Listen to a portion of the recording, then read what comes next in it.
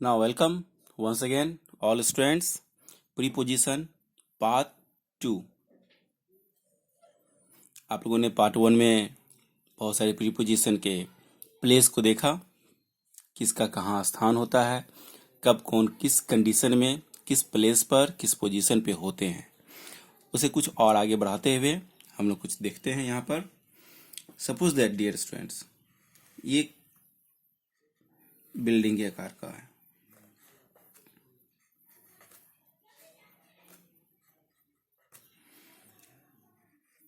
और ये एक बॉय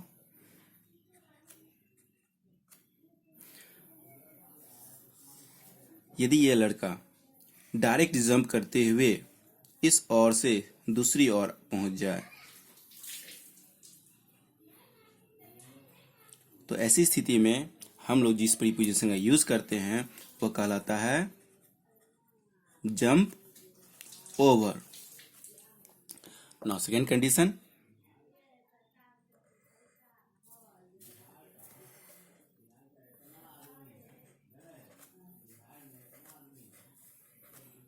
ये दैट्स अ बॉय।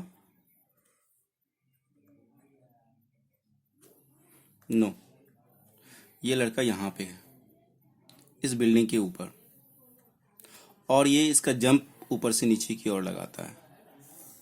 तो ऐसी स्थिति में जिस प्रीपोजिशन का इस्तेमाल किया जाता है वह कहलाता है जंप ऑफ। जैसे कि आप लोग कई बार देखे होंगे, द फ्रॉग जंप ऑफ, मतलब एक प्लेस को छोड़कर दूसरे प्लेस को वो आया। तो इसकी कनेक्शन से वह छोड़कर दिसे, जिस तरह से train take off, aeroplane take off. Okay dear students, here third condition हम लोग देखते हैं यहाँ पर।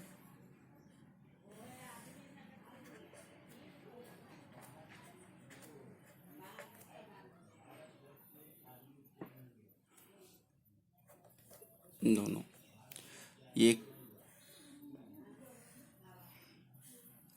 कुआं टाइप का है और एक लड़के यहाँ पर है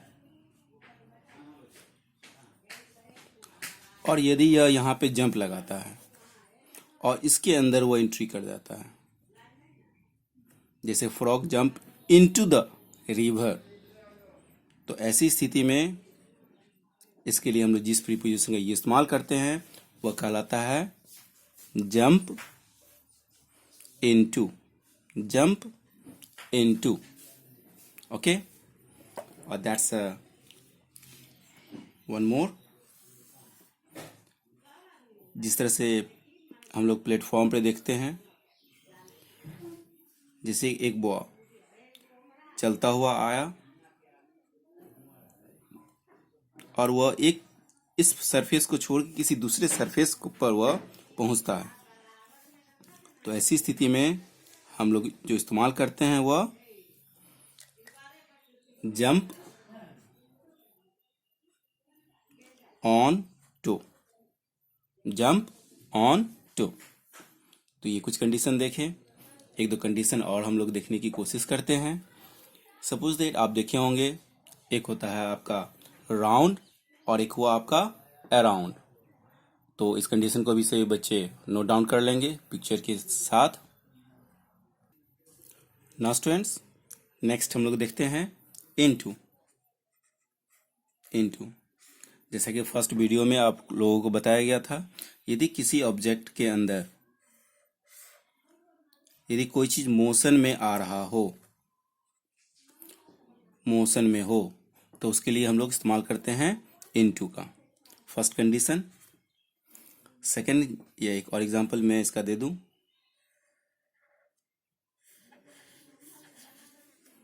यदि यहाँ पे कोई लड़का है और इसके अंदर जंप किया, तो इसके लिए इस्तेमाल करने वाला जो प्रीपोजिशन है वह जंप इनटू। ओके, जैसे फॉर एग्जांपल कह सकते हैं हम लोग, the frog fail into the well, या ऐसे एक और example, he jumped into the river। तो यहाँ पर हम लोगों को देखा कि फेल इनटू और जंप इनटू का इस्तेमाल किया गया। ये कंडीशन नंबर सेकेंड, यदि कोई लिक्विड चीज है, सपोज दैट वाटर, इसमें water, that's a water. Water यदि टर्न होता है आइस में,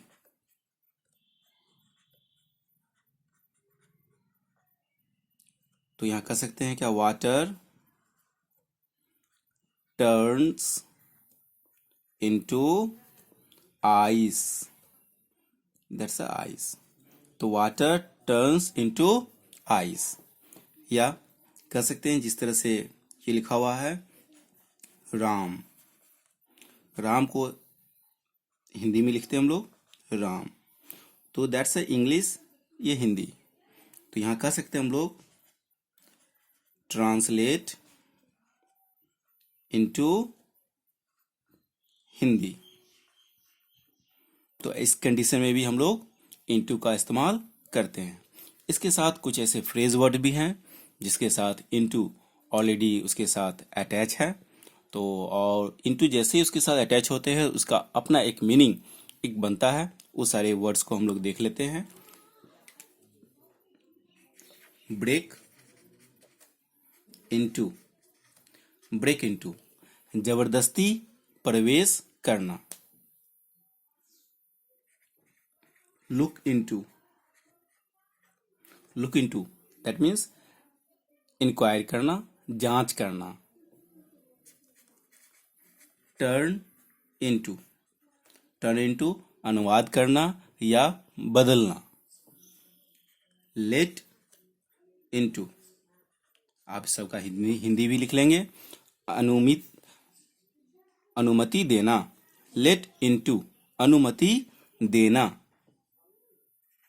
सी इनटू विचार करना। तो ऐसे कुछ फ्रेज वर्ड्स भी हैं जिसे आपको याद रखना होगा। इस तरह से हम लोगों ने इनटू का इस्तेमाल देखा। उम्मीद करते हैं सभी बच्चे से नोट डाउन कर लिए होंगे। ये प्रीपोजिशन का पार्ट 2 था। नेक्स्ट वीडियो में हम लोग देखेंगे प्रीपोजिशन पार्ट 3 कुछ और वर्ड्स के साथ। Okay, thanks.